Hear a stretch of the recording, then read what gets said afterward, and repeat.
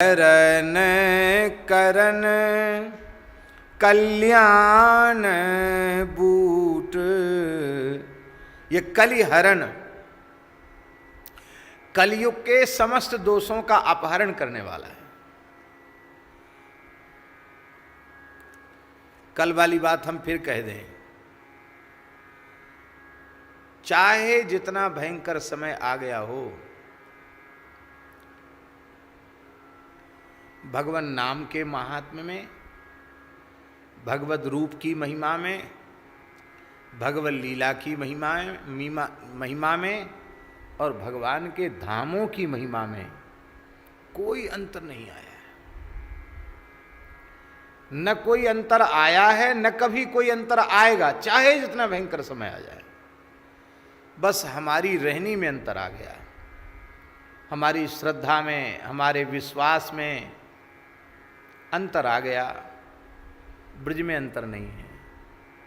ब्रज में अंतर होता, चित्रकूट में अंतर होता, अयोध्या में अंतर होता, तो हमारे ब्रज के महान रसिकाचार्य,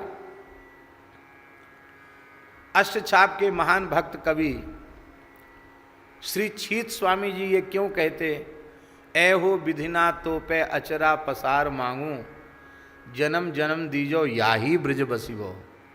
उन्हें कहना चाहिए था वाही ब्रज बसिवो, कृष्णकालीन ब्रज में निवास, पर वे कृष्णकालीन ब्रज में निवास नहीं चाहते, याही ब्रज बसो, इसी ब्रज में वास।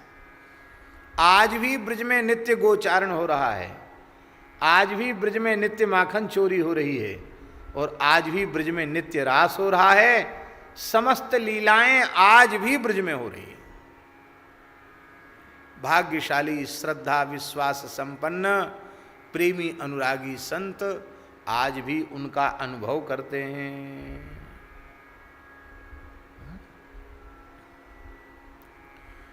ये बात हम इसलिए कह रहे हैं कि चित्रकूट धाम के संबंध में ये कहा जा रहा है कि कलिहरण, ये कलयुग का हरण करने वाला है।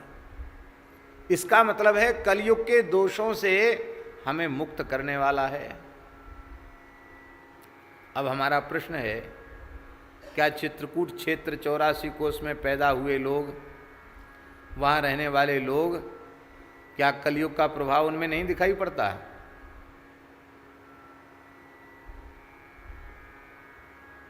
बोलो, दिखाई पड़ता कि नहीं? तो ये बात झूठी हो जाएगी? नहीं, झूठी नहीं है, ये सत्य है। चित्रकूट धाम की अपूर्व महिमा में जिनकी श्रद्धा है, जिनका विश्वास है, और चित्रकूट धाम वास की जो पद्धति है, उस पद्धति से जो श्रद्धा विश्वास का आश्रय लेकर रह रहे हैं, उनके हृदय का कली का हरण हो जाएगा।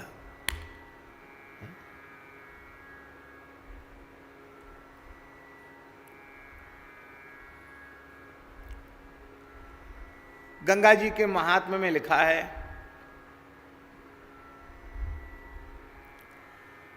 कि गंगा जी में श्रद्धा पूर्वक आकर गोता लगाने वाले मुक्त हो जाते हैं, और गंगा जी में निरंतर रहने वाले मछली कछुआ, वो बेचारे मछुआरों की भय से भी मुक्त नहीं हो पाते हैं। मछुआरे जाल डाल के निकाल के ले जाते हैं, खा पी के जैसी आराम। बिककर कहाँ के कहाँ गंगा जी के जीव जल जंतु कहाँ के कहाँ पहुँच जाते हैं बिक्री होकर के। भाग्यशाली तो वे हैं